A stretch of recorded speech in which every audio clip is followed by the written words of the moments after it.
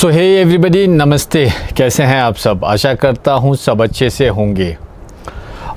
स्वागत है आपका। ये मैं बहुत समय पहले ही करने की सोच रहा था, लेकिन बहुत डिले हो गया। अभी मेरे साथ श्री DS कोलदार नेगी जी हैं, जो सेवानिवृत्त हैं जुडिशियल सर्विसेज में से, और अभी फुल टाइम लेखनी करते हैं, यानी कि लिखते हैं। बहुत सारी किताबें उन्होंने लिखी हैं और इस संदर्भ ही उनसे मिलने आया था और उनका ये छोटा सा इंटरव्यू करने की कोशिश कर रहा हूँ। तो सर, सबसे पहले मैं जानना चाहूँगा, बाल्यकाल से बताइए, छोटे से मतलब किस तरह से चला था सारा, मतलब स्टडीज़ कैसे हुई थी, क्या कुछ था? बाल्यकाल में तो मैट्रिक बड़े मुश्किल से किया। यहाँ स्कूल होते नहीं थे। अंग्रेज़ों ने स्कूल खोला था कल्पा में।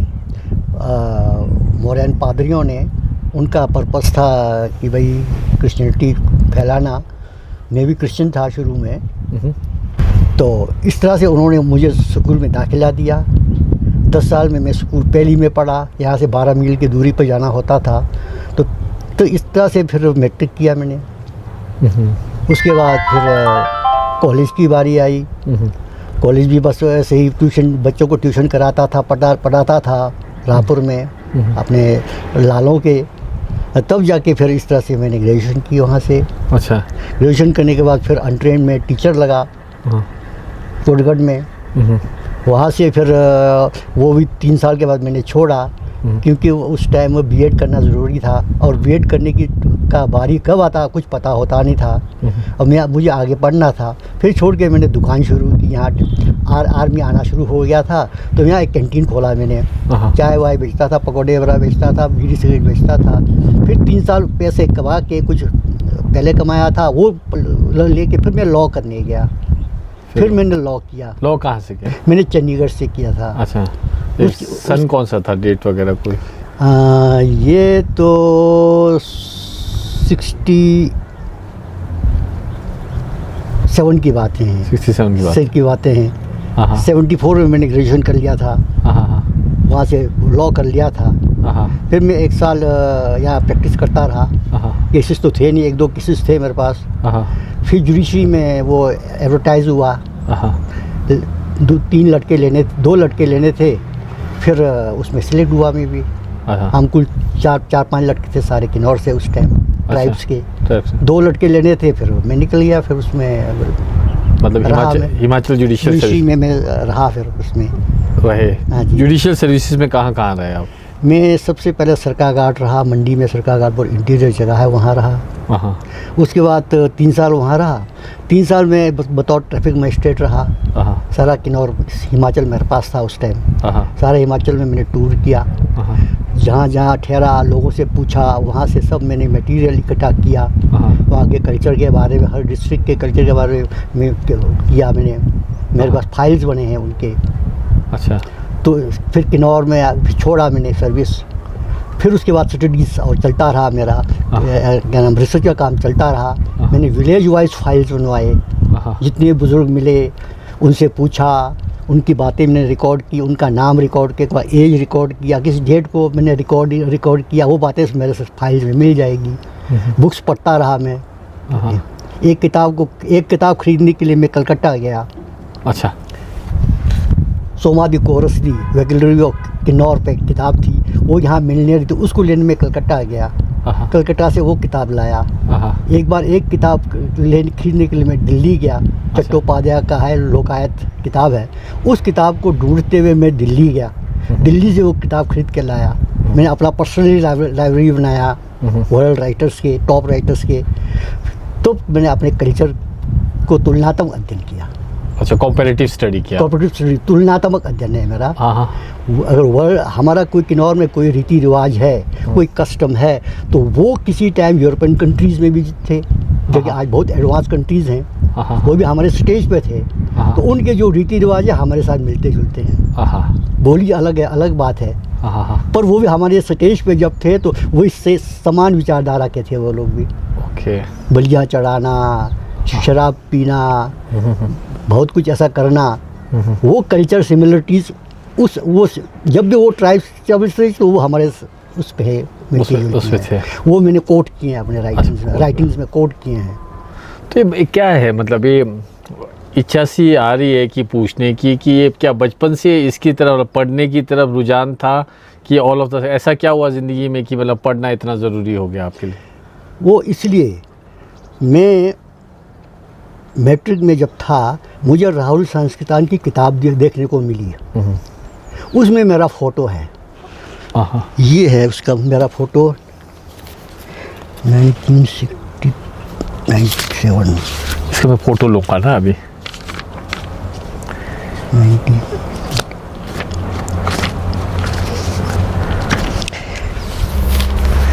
मेरा फ़ोटो, अभी स्कूल भी नहीं जाता था मैं। अच्छा। ये दो मेरे बड़े भाई हैं। अच्छा। ये एक मास्टर गांव के ही प्रेम सिंह है। अच्छा। तो राहुल संस्कृतान ने मेरा फ़ोटो खींचा था। राहुल संस्कृतान जानता था मैं, मुझे वो हाथ पकड़ के सैर कराने ले जाते थे। मुझे पता नहीं था, जब मैट्रिक में ये किताब पढ़ी, अपना फ़ोटो देखा, मुझे करने की जज्बात पैदा हुई। अच्छा। कि इतना बाहर से आके लिख सकता है तो मैं भी क्यों ना लिखूँ। अच्छा, तो वहाँ से इंस्पिरेशन हुई मेरे को। Excellent, excellent. एक फ़ोटो बाद में लूँगा मुझे। उस मैं पढ़ता ही रहा। अच्छा। तो ये था इसका। अब मतलब किन्नौर का ये पूरा कॉम्पेरेटिव स्टडी किया आपने वेस्ट के साथ, जी है ना? हाँ, सारे वर्ल्ड जितना भी मिला ऐसे लिटरेचर मैंने उनका कंपेयर किया है। कंपेयर किया है। कंपेरेटिव स्टडी और एंथ्रोपोलॉजिकल स्टडी है ये। बिल्कुल एंशिएंट बातें हैं इसमें। एंशिएंट बातें। हाँ। तो इसमें से पहले आपका पूरा का पूरा ये जो है आपका इकोनॉमिक उसके ऊपर है। हाँ, ये फर्स्ट बुक है। फर्स्ट बुक है ये इकोनॉमी पर। यहाँ कैशलेस था, कैश था नहीं, लोगों को चार अन्य मामला देना मुश्किल होता था। हाँ। नहीं तो ज़मीनें कितनी नोतोड़ में लगा दिए होता। हाँ। मामला तक देना मुश्किल होता था। यहाँ कैश था ही नहीं, सब सेल्फ सफिशिएंट थे लोग। तिब्बत के साथ बार्टर सिस्टम होता था, ट्रेड्स है ना। वहाँ तिब्बत से हम नमक मंगाते थे तो यहाँ से अनाज देते थे उनको।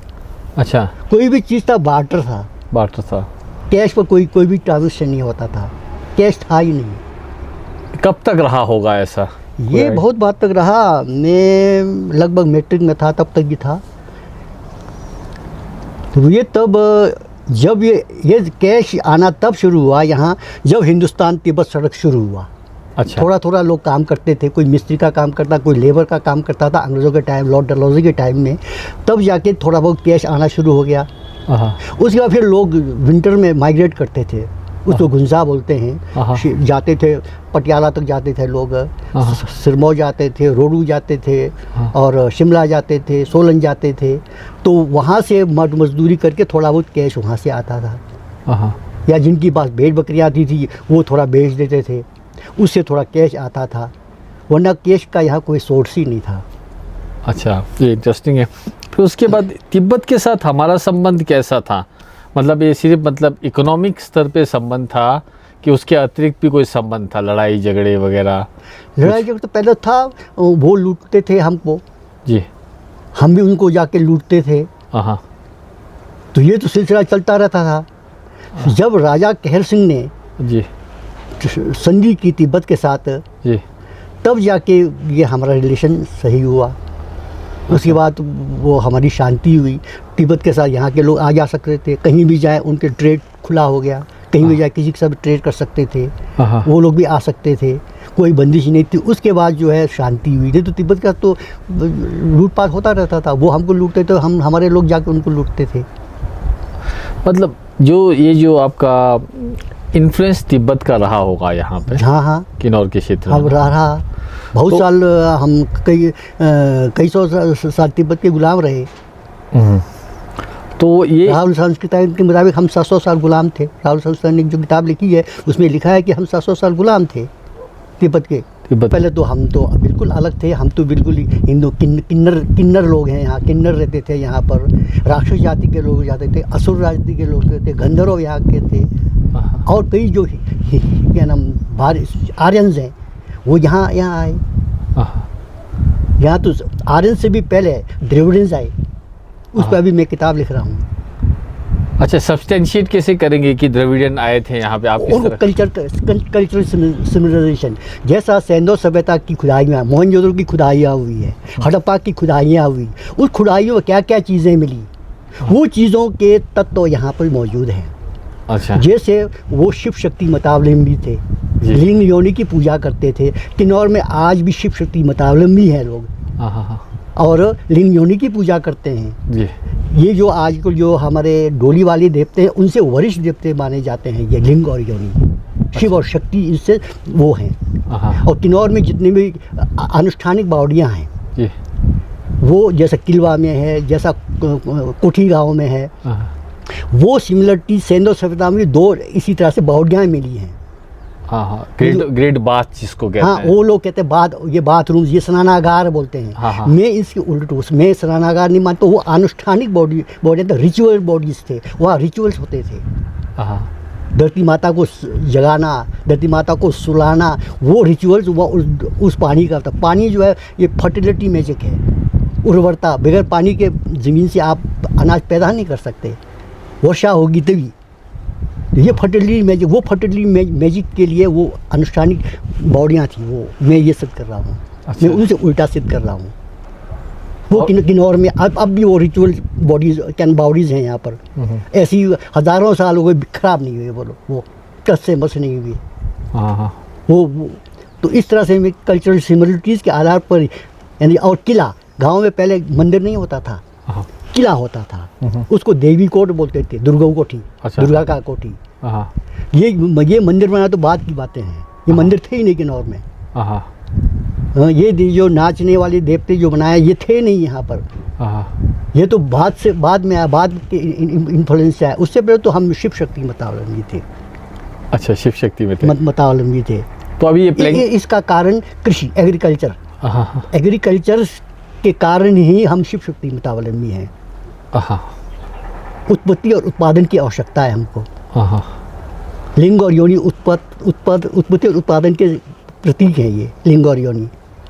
अच्छा, अभी तो मिक्स हो गया, ना हम बहुत मिक्स हो गए। फिर भी कल्चर, वो कल्चर मिल जाता है आपको। मैं वो साबित कर रहा हूँ। अभी एक बुक अब अभी के वैसे देखा देखिए तो मिक्स है ना, पर कल्चर तो साबित है ना। कल्चर तो है, वो प्राचीन कल्चर अब भी है, प्राचीन कल्चर अब भी है।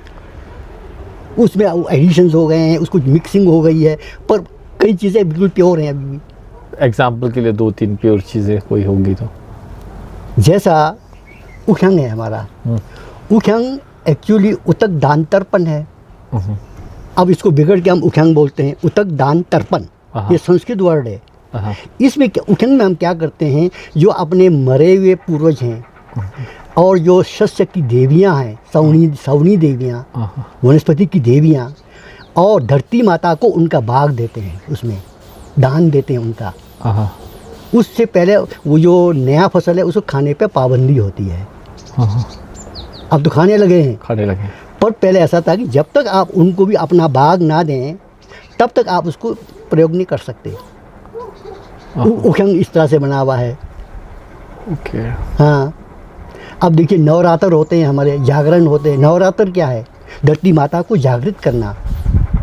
हम सर्दी में धरती माता को सुलाते हैं, उसको माटिंग स्कुम्मो बोलते हैं। हाँ। जब ऋतु में परिवर्तन आता है, माघ मास आता है, धरती माता को जगाते हैं, माटिंग सर्मो बोलते हैं। उसको हम जगा रहे हैं, सोई हुई है, डॉर्मेंसी है। उसको हम अपने शक्ति से, वो कैसे कर रहे हैं, अपने शक्ति में विश्वास करते हैं। ये मैजिक है। धर्म शब्द था ही नहीं किन्नौर में, बोली में धर्म शब्द है ही नहीं। किन्नौर की बोली में देवता शब्द है ही नहीं, किन्नौर की बोली में भगवान शब्द नहीं है। तो हमारे लिए मतलब डीटी जो हुए वो हमारे एंसेस्टर, मतलब ये सब पूर्वज पूजा है, एंसेस्ट्रल वर्शिप है ये। अच्छा, ये पहले नहीं था। उससे पहले तो हम लिंग योनि पूजक थे। सबसे पहले लिंग योनि पूजक, हाँ। उसके बाद एंसेस्ट्रल पूजा, हाँ। और फिर तीसरे धर्म में, मतलब तीसरे टाइम में आपका ये जो अभी के टाइम में चला, हाँ, है, जो जैसा कोई सत्संग है, ये वो, ये अब चल पड़ा है। अब सब कुछ चल पड़ा। ये फर्स्ट बुक इकोनॉमी पर है। जब किन्नौर में कैश लगभग नहीं था, मनी सर्कुलेशन लगभग नहीं था, उस टाइम हमारे लोग कैसे काम कर रहे थे, प्रॉपर्टी का क्या मतलब था, संपत्ति किसे बोलते थे, श्रम विभाजन कैसा था उस टाइम, ट्रेड कैसा था, उपभोग कंजम्पशन कैसा था, किस टाइप का कंजम्पशन होता था, कंजम्पशन की चीज़ें क्या होती थी, ट्रेड कैसा होता था तिब्बत के साथ या नीचे के साथ, यहाँ क्या क्या क्या प्रोड्यूसेस होते थे, बाहर से हम किस प्रोड्यूसर को मंगाते थे, तो इस टाइप का ये है इसमें। अच्छा, इसमें पूंजी क्या होता है, कैपिटल क्या होता है, हाँ, उन चीज़ों पर डिस्कस है जो इकोनॉमी से कंसर्न है ये सारा। हाँ, जैसा संपत्ति क्या होता है, संपत्ति का तो ठीक है, कैपिटल क्या होता है, एक्सचेंज क्या होता है, बार्टर क्या होता है, व्यापार कैसा होता है, प्रोडक्शन क्या है, कंजम्पशन क्या है, उस पे है ये, उस पे है ये इकोनॉमी पे है ये। इसे किन्नर जनजाति के बारे में बात की जाती है ना जी, तो ये जो किन्नौरा जनजाति है जी, ये फॉरेस्ट ड्वेलिंग था कि नहीं था, फॉरेस्ट के ऊपर इसकी निर्भरता थी कि नहीं थी? फॉरेस्ट में तो होता ही है निर्भर आदमी, जंगल जंगल पे तो- एज अ जनजाति मतलब निर्भर था ये? हाँ बिल्कुल निर्भर थे सारा। हम तो जंगल से जो चिलगोजा लेते हैं, कड़ू लेते हैं, कई टाइप के मेडिसिन हैं, घास इनसे मिलता है, पत्ती इससे मिलता है, लकड़ी इससे मिलता है, हम तो डिपेंडेंट हैं ही इस पे। पहले के टाइम में ऐसा तो था सारा हाँ। बिल्कुल, आज से ज़्यादा था, आज से ज़्यादा था। तो और ये दूसरा जैसे ना अभी जैसे मतलब अब तो बहुत सारी चीज़ें मिक्स हो गई है ना, जी, जैसे ये जो कास्ट सिस्टम है जी। जो एक मतलब बना रखा है कि ऑर्डर बना रखा है कास्ट सिस्टम का, हाँ। क्या ये पहले आपने जितनी पढ़ाई की, जितना आपने शोध किया, उसमें कहीं आपको मेंशन मिला कि मतलब ये यहाँ पे पहले से एग्जिस्ट करता था कि इम्पोर्ट होके आया है? ये तो इम्पोर्टिव है ना। हाँ जी, यहाँ कहाँ से कास्ट सिस्टम तो बहुत ज़्यादा पहले, अब तो बहुत कम हो गया है। हाँ जी, पहले तो बहुत ज़्यादा इसमें था कास्ट सिस्टम, हमारे तो यहाँ बड़ा मैं छोटा, हाँ, है ना। तो ये तो बहुत ज़्यादा था पहले, अब तो काफ़ी कम हो रहा है। ये था पहले, एंशिएंट टाइम में भी था ये, मतलब ऐसा मतलब मेरे टाइम में तो था। अब उससे पहले तो एक समय में तो नहीं होगा, हाँ, एक समय में तो नहीं होगा। हाँ जी, ये तो फिर बाहर का जो प्लेन्स से हम जो कल्चर आया ना ऊपर को, तब ये ज़्यादा हो गया। उससे पहले तो ये था शायद था नहीं। हाँ, इन्फ्लुएंस उसका रहा होगा। हाँ, हिंदूज भी पहले गौ मांस खाते थे, एक समय था। हाँ, बाद में इसको अशुद्ध कर दिया। हाँ, तो यहाँ के लोग पहले याक खाते थे, हाँ, और तिब्बत में एक घोड़ा होता है, वो खाते थे, किताबों में लिखा है ये। हाँ, ये तो धीरे धीरे फिर वो नीचे को संस्कृति एडॉप्ट किया, जिससे फिर वो ये ज़्यादा हो गया ऊंच नीच का भाव।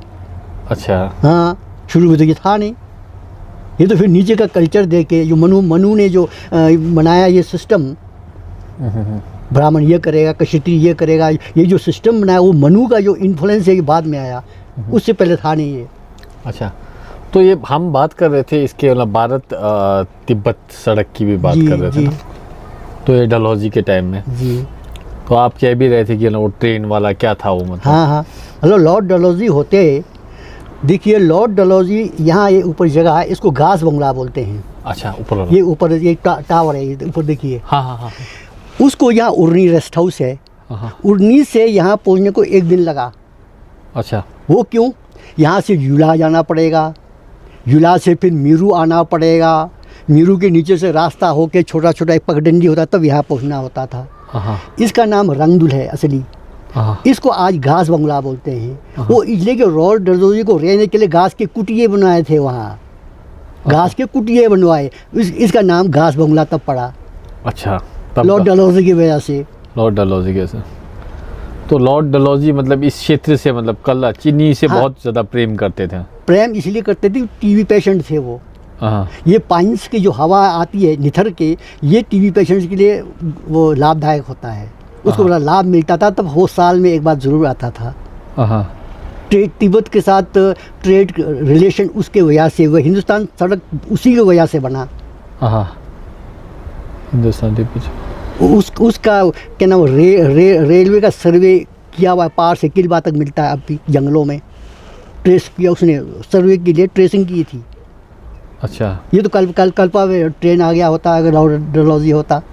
अच्छा, तो ये भी इंटरेस्टिंग है, काफ़ी इंटरेस्टिंग है। उसके अतिरिक्त और क्या है ऐसा जो कि मतलब जैसे सपोज करो कि पुराना तो बहुत कम बचा है, जी, जी। है ना, तो आप इतना सारा जब शोध करते हैं तो नई चीज़ें जैसे अभी भी इंक्लूड की जा रही हैं बहुत सारी चीज़ें। हाँ हाँ हाँ, एडॉप्ट कर रहे हैं, बाहर की संस्कृति को एडॉप्ट कर रहे हैं। तो हाँ, कर ये रहे हैं। मतलब ये तो चेंज तो आना ही है, कभी आता ही है, तो हाँ, change नेचुरल है, नेचुरल। लेकिन मतलब इसको कैसे देखते हैं कि उस समय का टाइम पीरियड की चीज़ों को लेके चलना और चेंज को साथ में लेके चलना कई बार मुश्किल हो जाता है। हाँ। एक साइड ही जाना पड़ता है। हाँ। तो उसको कैसे देखते हैं, मतलब क्या होता है मतलब इसमें? ऐसे ना, हमें अपनी जो प्राचीन कल्चर है, जो उसमें जो अच्छाइयाँ हैं उसको रखना चाहिए। हाँ, बहुत अच्छी बातें हैं हमारे कल्चर में, उसको हमें रखना चाहिए, उसको भूलना नहीं चाहिए। और ये कि बाहर की संस्कृति को अंधाधुंध एडॉप्ट नहीं करना है हमको। हाँ, हाँ, उनकी अच्छाइयाँ एडॉप्ट करना है, अपनी अच्छाइयाँ भी बनाए रखना है।